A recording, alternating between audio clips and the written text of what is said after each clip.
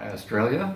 Postmodernism is the great challenge movement of our generation. It's articulate, it's organized, and it's energetic. But what exactly is postmodernism? We see it in many of its practical applications. Journalists who have abandoned any pretense of objectivity and are merely advocating their subjective preferences.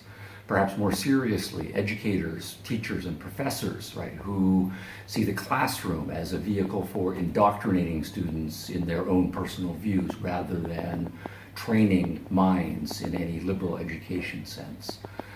Seeing the legal world as a battleground of competing wills, which of course in some respects it is, but the view combined with that there is no such thing as truth and justice, and that it is only a battle between strong and weak, and the law is a tool for the strong to use against the weak.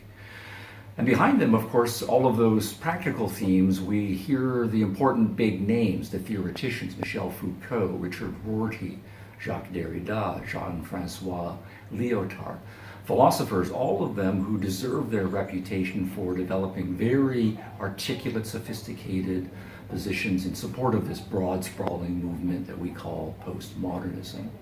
The claims that objectivity is either severely limited or an outright myth, that groups rather than individuals are the operative unit, that those groups are in adversarial conflict relations between each other, in which there's not going to be any peaceful resolution.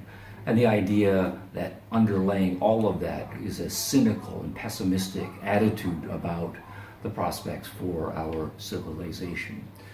We also see it in the name itself, postmodernism, and a highly cynical or skeptical or dismissive view of the entire modern project, or sometimes it's the Enlightenment project, and all of its so-called achievements are seen as a fraud or as leading to pathological results.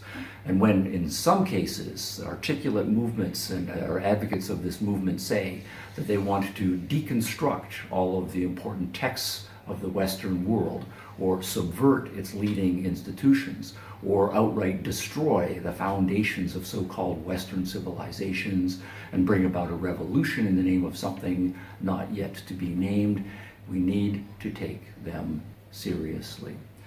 Now, what do we do about this? Well, it is a multi-front battle. My claim is going to be that in addition to the law, the education battles, the political battles, the street activist battles as well, most importantly, this is a philosophical battle. Bad philosophy got us into this mess, and only good philosophy will get us out of it.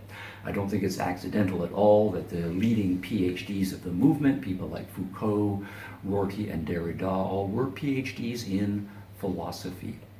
So what do we do about it? Well, each of us as interested activists, as intellectuals, and just as human beings who want to live a meaningful life and create a good world for our children and those we care about, we need to know about postmodernism. We need to know its doctrines.